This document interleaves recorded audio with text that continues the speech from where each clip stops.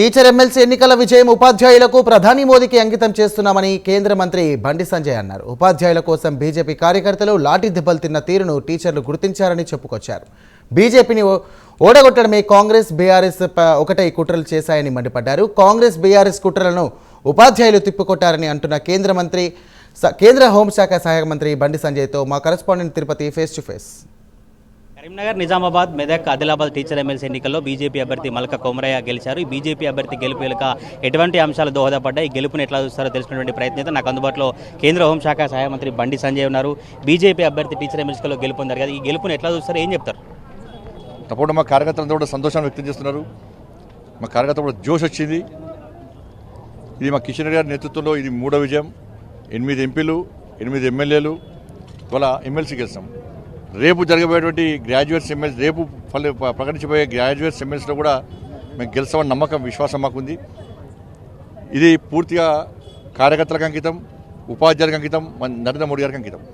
Teacher MLC ఎన్నికల్లో BJP అభ్యర్థి గెలవడానికి ఏ అంశాలు దోహదపడ్డాయి, ఎట్లా గెలిచారంటే ఏం చెప్తారు? ఇప్పుడు తెలంగాణ రాష్ట్రంలో ఉపాధ్యాయులకు నరేంద్ర మోడీ గారి మీద నమ్మకం, ఒక విశ్వాసం, ఒక భరోసా, ఒక అభిమానం. ఇలా బడ్జెట్లో 12,75,000 ట్యాక్స్ ఎగ్జంప్షన్ ఇచ్చిన తర్వాత నరేంద్ర మోడీ గారు మా కోసం కష్టపడుతున్నారు.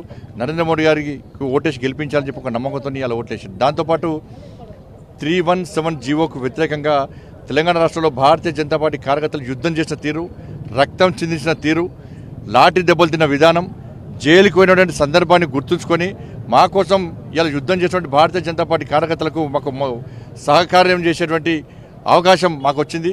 కాబట్టి మేము కూడా నమ్మకం, విశ్వాసంతో భారతీయ జనతా పార్టీని గెలిపిస్తామని చెప్పి విశ్వాసంతో, నమ్మకంతో మేము గెలిపించారు. ఇలా ఉపాధ్యాయ సంఘం కూడా మాకు కష్టపడి వాళ్ళ ఇతర సంఘాలన్నింటి మద్దతుతోని ఇలా మాకు గెలిపించే ప్రయత్నం చేసినాయి. ముఖ్యంగా మాకు భారతీయ జనతా పార్టీ కార్యకర్తలు కష్టపడ్డ తీరు ఈరోజు ఈ విజయ సహకారానికి ఇవాళ నిదర్శనమైంది. కాబట్టి ఈ విజయం అంతా కూడా మా కార్యకర్తలకు, ఉపాధ్యాయులకు, మన నరేంద్ర మోడీ గారికి అంకితం. టీచర్ ఎమ్మెల్సీ ఎన్నికల్లో కాంగ్రెస్ పార్టీ, బీఆర్ఎస్ పార్టీ అభ్యర్థి ఎవరు పోటీ చేయలేదు కదా, ఎట్లా చూస్తారు, ఏం చెప్తారు? వాళ్ళ పోటీ చేయకుండా కూడా మీరు చూసి లోకల్ ఉన్నారు. మీరు భారతీయ జనతా పార్టీని ఓడగొట్టడానికి బీఆర్ఎస్, కాంగ్రెస్ ఇద్దరు ఒకటే ప్రత్యర్థులకు ఏ విధంగా ప్రత్యక్షంగా పరోక్షంగా సహకరించారో, ఏ విధంగా తప్పుడు ప్రచారాలు చేసారో మీరు చూశారు. కాబట్టి కాంగ్రెస్ పార్టీ మీద పూర్తి వ్యతిరేకత, కాంగ్రెస్ పార్టీ యొక్క ప్రజా వ్యతిరేక విధానాలకు వ్యతిరేకంగా ప్రజలు తీర్పిచ్చారు, ఇవాళ ఉపాధ్యాయులు తీర్పిచ్చారు.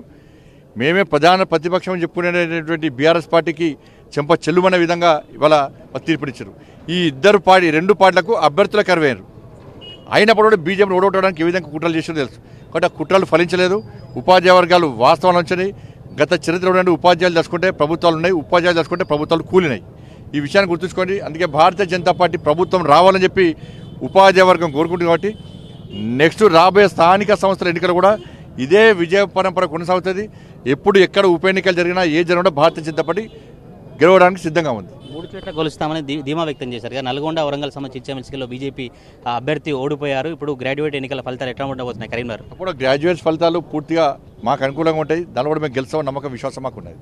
ఇది కేంద్ర హోంశాఖ మంత్రి బండి సంజయ్ అభిప్రాయం. అయితే గ్రాడ్యుయేట్ ఎన్నికల్లో కూడా తప్పకుండా మేము గెలుస్తాము, బీజేపీ పార్టీ బలోపేతానికి ఎమ్మెల్సీ ఎన్నికల విజయం కొనసాగుతుంది.